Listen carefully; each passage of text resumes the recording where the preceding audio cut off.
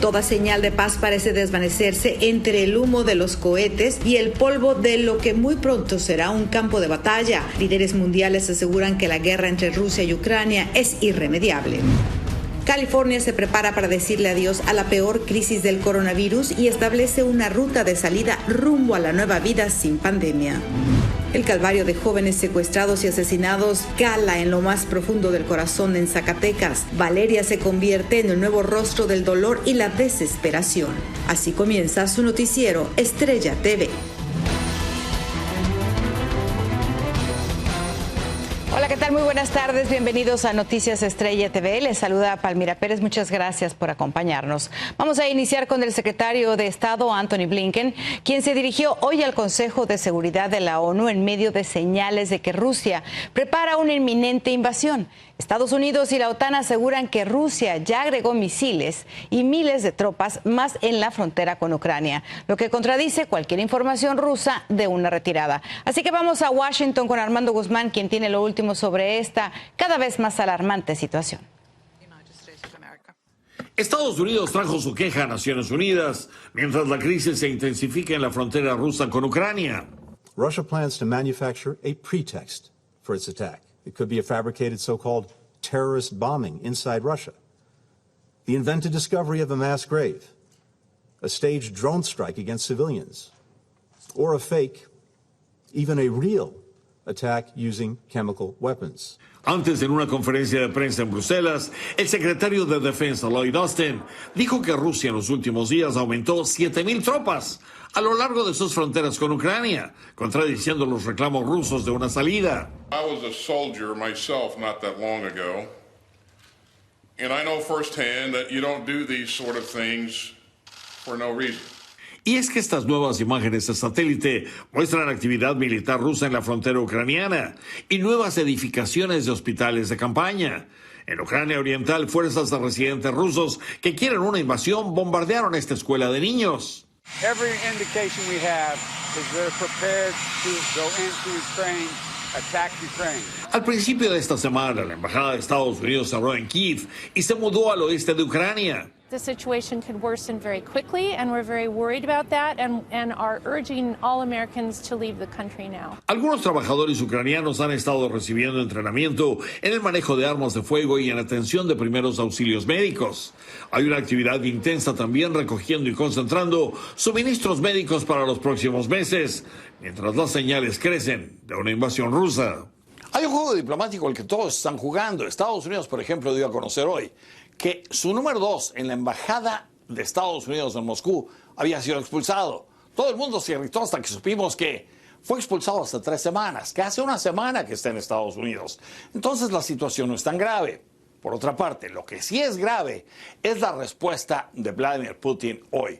Una carta con 11 puntos de 11 páginas en las que exige no solamente que Ucrania no sea parte de la OTAN, sino que Georgia, que fue también otra de las repúblicas soviéticas, tampoco sea admitida y que todo se regrese a los niveles de 1997. Esto quiere decir que todos los países que fueron de la órbita soviética también tendrían que salir de la organización. Y dice que es todo o nada. Estados Unidos no le está haciendo mucho caso. En Washington, Armando Guzmán, Noticiero Estrella TV. Tremendo problema. Muchas gracias, Armando Guzmán. A ver qué pasa con todo esto. Y mire, más de 13 millones de personas comenzarán a sufrir desde hoy los devastadores efectos de una poderosa tormenta. El sistema, que se va a mover desde Oklahoma hasta Maine, generará intensas nevadas, causará inundaciones y va a desencadenar tornados en varias regiones del medio oeste, el sur y el noreste del país. Eso informó el Servicio Meteorológico Nacional. Y las personas que se recuperaron del COVID-19 tienen un alto riesgo de desarrollar trastornos mentales, sin importar qué tan enfermos estuvieron. También ansiedad, estrés, depresión y hasta abuso de sustancias. Estos son algunos de los problemas que se identificaron entre quienes contrajeron el virus. La conclusión son de un estudio realizado entre 154,000 pacientes sobrevivientes de COVID. Pero en una noticia más alentadora, actualmente un 73% de los estadounidenses son inmunes a la Omicron. Esto se debe a que el masivo brote de la variante infectó a casi 80 millones de personas y dejó sus sistemas inmunológicos listos para reconocer el virus y para rechazarlo si vuelven a contagiarse con esa cepa o incluso con otras que pudieran surgir en el futuro.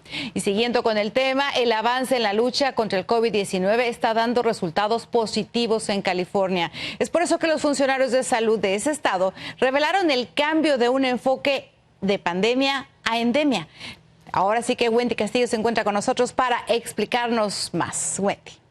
Hola Palmira, buenas tardes. Esto significa que aunque el virus aún exista entre nosotros y pudiera quedarse por muchos años más, ya no será tan letal como antes.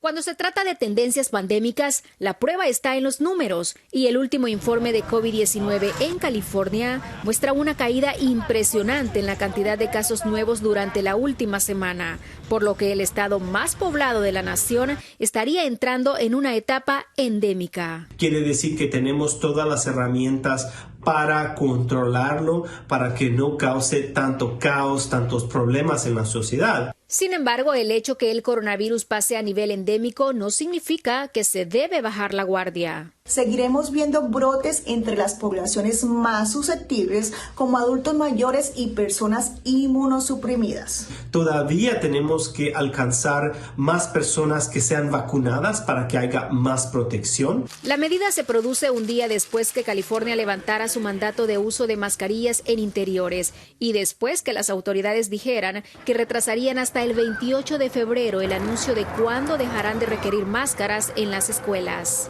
Esperemos que ya no haya más sorpresas más adelante de las pandemias. El gobernador del estado dijo la semana pasada que el plan se basará en lo aprendido en los últimos 2 años. Incluirá pruebas masivas para detectar nuevos aumentos repentinos y variantes del virus, junto con cuarentenas y otras precauciones basadas en datos cuando sea necesario. Todos tenemos fe de que esto se va a superar y vamos a volver a la normalidad y a vivir con el virus como hemos vivido con otras enfermedades. Un ejemplo de una infección endémica es la influenza, una enfermedad existente desde hace varios siglos y que pudiera ser grave para las personas con el sistema inmunitario debilitado. Y la mayor parte de los casos suceden en los meses de invierno. Debido a que es una enfermedad endémica que puede causar muertes cada año, se recomienda la vacuna del flu o la vacuna de la influenza para prevenir casos severos que pueden terminar en hospitales o muertes. Otros ejemplos de enfermedades endémicas son la varicela, la malaria o paludismo, que aunque siguen estando presentes en algunas regiones, son infecciones que pueden prevenirse con las vacunas. Palmira. Muchas gracias, Wendy, por este reporte. Miren, nos vamos a otra información porque la Cámara de Representantes de la Florida pasó una propuesta para prohibir el aborto después de 15 semanas de gestación. La medida no incluye excepciones por violación o incesto, pero sí por graves emergencias médicas para la madre o anormalidad en el feto. Se espera que la moción sea aprobada por el Senado, que controlan los republicanos. Y escuché esto, una mujer decapitó a su propio hijo de 6 años y a su perro en Kansas City. Tasha Hefts, de 35 años, llamó después al 911 y dijo que creía que el diablo la quería atacar. Los oficiales relataron que al llegar a la casa la mujer comenzó a cantar y que lo hizo más fuerte cuando tocaron la puerta. Y en Tennessee, una mujer enfrenta cargos por presuntamente haber violado a 9 estudiantes. Melissa Blair, de 38 años, lideraba un club de refuerzo escolar. Sus supuestas víctimas fueron alumnos de una preparatoria del pueblo de Inglewood y se cree que tuvo relaciones sexuales con ellos desde la primavera del 2020 hasta finales del 2021. Y mire, en los últimos años la Iglesia Católica se ha visto sacudida por múltiples denuncias de abuso sexual infantil por parte de los curas. Y los escándalos han causado un grave daño a esta religión con 1.329 millones de seguidores en todo el mundo. María Teresa Sarabia reporta qué es lo que hace el Vaticano para poder remediar ahora este problema. Líderes de la Iglesia Católica están reunidos desde hoy en una cumbre para analizar el sacerdocio, la credibilidad y el descenso de sacerdotes y seminaristas. Una crisis que se generó por los escándalos de abusos sexuales cometidos por curas contra menores y el encubrimiento. Durante los 3 días que durará la conferencia en el Vaticano, se va a reformular el concepto de clericalismo del sacerdocio, lo que el cardenal Marc Ouellet describió como una serie de fenómenos depravados de los clérigos, como abusos de poder, de conciencia y espirituales, entre los que los abusos sexuales son apenas la punta visible y perversa del iceberg. Enseguida, el Papa Francisco reforzó lo dicho por el cardenal y también culpó al clericalismo de deformar el verdadero significado del sacerdocio, aclarando que es una vocación de servicio, no de poder. Una deformación de la vocación. La distorsión de la vocación sucede cuando nos olvidamos que la vida sacerdotal se debe a otros, al Señor y a las personas que Él nos ha confiado. El pontífice inauguró el simposio reiterando su llamado a los padres para que se mantengan cerca de Dios, de sus obispos, de otros sacerdotes y del pueblo de Dios, pero en ningún momento mencionó los escándalos de abusos sexuales. El cardenal Ouellet, quien organizó la conferencia, expresó su esperanza de que este simposio ayudará a trazar un nuevo equilibrio en el que las mujeres puedan jugar un papel más importante en la Iglesia Católica. María Teresa Saravia, Noticiero Estrella TV.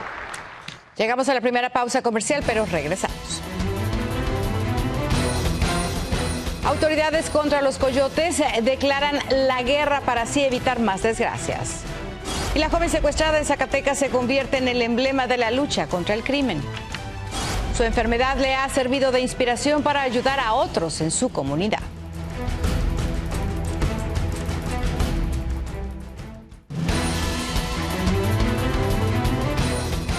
Continuamos con la información y en Guatemala las autoridades se lanzan contra los coyotes que sin ningún escrúpulo ponen en riesgo la vida de los migrantes al abandonarlos a su suerte después de despojarlos de su dinero. José Flores se encuentra en ese país y nos cuenta cuál es el plan para atrapar a los traficantes de humanos. Debido al aumento de la migración en Guatemala, lo que ha generado un incremento en las deportaciones de Estados Unidos, con el arribo al país de 3 vuelos diarios repletos de indocumentados en los últimos días, las autoridades ubicaron asesores legales en los lugares donde llegan los migrantes para que puedan denunciar a los coyotes que los engañaron con hacer realidad el sueño americano. Porque si estas personas han sido víctimas y llegaron y pagaron, dentro del centro hay una agencia también del Ministerio Público donde fiscales puedan recibirle sus denuncias y así presentar más denuncias y encontrar a los culpables de este ilícito. Cientos de migrantes guatemaltecos siguen arribando al país a diario tras ser detenidos por las autoridades migratorias de Estados Unidos y México, luego de ser estafados por los coyotes que los abandonaron a su suerte después de recibir fuertes sumas de dinero. Tendría que ver con el endurecimiento de la normativa orientada a la persecución penal del tráfico ilícito de los denominados coyotes, que muchas veces están despojando a las familias de sus propiedades y de sus recursos. Marlon, quien ha sido deportado en 2 ocasiones, considera que la culpa no es tanto de los coyotes, sino de las pocas oportunidades que tienen los guatemaltecos, que ante ellos se ven en la necesidad de emigrar. Si tuviéramos apoyo del presidente, más trabajo y todo eso, nosotros no iríamos a buscar esos caminos, ¿verdad? No iríamos a esos viajes, ¿verdad? Hacemos un llamado a los países ricos, desarrollados, para que hagan inversión a los países en vías de desarrollo, para que esas personas no se vean forzadas a migrar. Las autoridades han lanzado una campaña en contra de los coyotes y en los últimos días han capturado a 14 traficantes de indocumentados. En Guatemala, José Flores, Noticiero Estrella TV. Ahora vamos hasta Brasil porque ahí aumentó a 105 la cifra de muertos por los catastróficos deslaves e inundaciones que causó una poderosa tormenta. Mientras las familias en la ciudad de Petrópolis preparaban ya los funerales de sus seres queridos, también las autoridades seguían buscando el día de hoy a los desaparecidos, aunque desconocen cuántos siguen enterrados bajo el lodo. Vamos a otra pausa comercial, pero regresamos. El presidente de México se enoja con Estados Unidos y hace literalmente un berrinche. Y la búsqueda por la menor desaparecida en México avanza hasta la capital de la nación.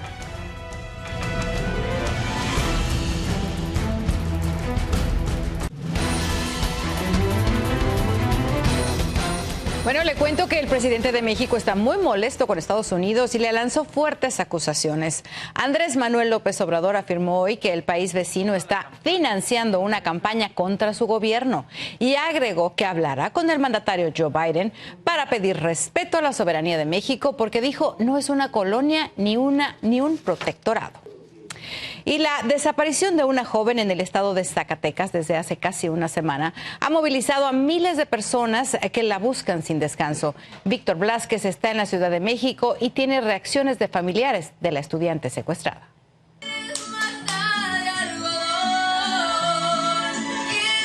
Han pasado 5 días y de la joven Valeria Landeros, de 24 años, estudiante de la Universidad Autónoma de Zacatecas, aún no se sabe nada. Familiares y amigos la buscan desesperadamente ante la falta de voluntad de las autoridades por encontrarla.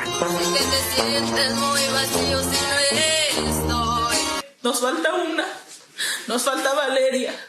Así, el calvario de los jóvenes secuestrados y asesinados en el estado de Zacatecas aún no termina. Nos están matando a nuestros jóvenes, jóvenes que no le hacían daño a nadie, que no estaban involucrados en nada malo. De los 6 jóvenes que salieron juntos a convivir, 4 ya están sepultados. Una logró escapar de un infierno entre delincuentes, pero su declaración aún no ha llevado a los responsables ante la autoridad. Incluso aseguran que no hay investigación de campo que busque a Valeria. En cambio sí, mucho papeleo de oficina.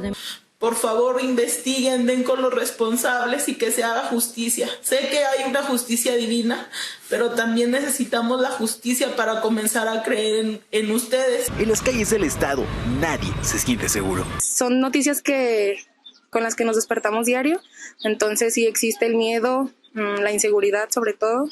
Para los especialistas en seguridad solo hay una manera de devolver la paz y es que las Fuerzas Armadas recuperen el estado. Cuando las Fuerzas Armadas se decidan aplicar la ley, imponer el Estado de Derecho y recuperar los terrenos que tiene en este momento el crimen organizado, va a haber paz en nuestro país. Zacatecas vive una ola de violencia sin precedentes, enfrentamientos entre criminales, cuerpos colgados, tirados y ahora jóvenes que se han convertido en el blanco de la violencia. En Ciudad de México, Víctor Blázquez, Noticiero, Estrella TV. Nos vamos ahora a Caborca, Sonora, porque ahí se vivió una noche de pánico por el estruendo de varias balaceras entre grupos criminales. Fueron 6 horas en las que convoys de camionetas con hombres fuertemente armados recorrieron las calles protagonizando enfrentamientos. Y al final de la violenta jornada, las autoridades reportaron 9 desaparecidos y 4 asesinatos. Y ahora nuestra corresponsal Carolina Gómez nos trae desde Bogotá la conmovedora historia de una valiente jovencita colombiana cuya lucha contra el cáncer está inspirando a muchos de los que padecen esa terrible enfermedad. En medio de su inocente mundo, lo que menos espera un niño es que la ruleta de la vida se detenga en un diagnóstico por cáncer. Cuando me diagnosticaron, dijeron que tenía cáncer, fue algo muy triste. Pero gracias a Dios estoy aquí y vivo. Para cuidarte bien, no únicamente tiene que ser físicamente, sino mentalmente. Pensé que no iba a ser como los demás niños, o sea, jugar, correr y esas cosas, pero ya después de todo un proceso uno se queda calmado y piensa pues que todo pasa por un motivo en la vida. Estos 2 jovencitos declarados con la enfermedad a los 12 y 11 años respectivamente hacen parte de la dolorosa cifra anual a nivel mundial en la que 280,000 niños de 0 a 18 años de edad son diagnosticados. De ellos, 1.700 casos en Colombia, con un porcentaje de sobrevivencia del 55% de los pacientes. Horrible. El genio, la verdad, es que hace parte de uno igual que la enfermedad. O sea, a veces, por muy que esté muy calmada, siempre uno tiene un genio grosero, pero uno intenta calmarse. Y con el control y todo eso me ha ido bien, pero nunca falta el día que el genio también es muy maluco. Catalina, luego de su cáncer de tiroides, hoy tiene 16 años y Sebastián, con leucemia, 14 años. Se dedican a dar su testimonio a otros niños para que como ellos sigan luchando por la vida y por sus sueños. En la actualidad, 7.800 niños continúan en tratamiento y si bien es cierto para los menores de edad no hay una fórmula de prevención de la enfermedad, la diferencia entre la vida y la muerte está en la detección temprana. En Bogotá, Colombia, Carolina Gómez para Noticiero, Estrella TV. Llegamos así a la última pausa, pero regresamos. Un hombre adornó su casa con terroríficas esculturas que no tienen nada contentos a los vecinos.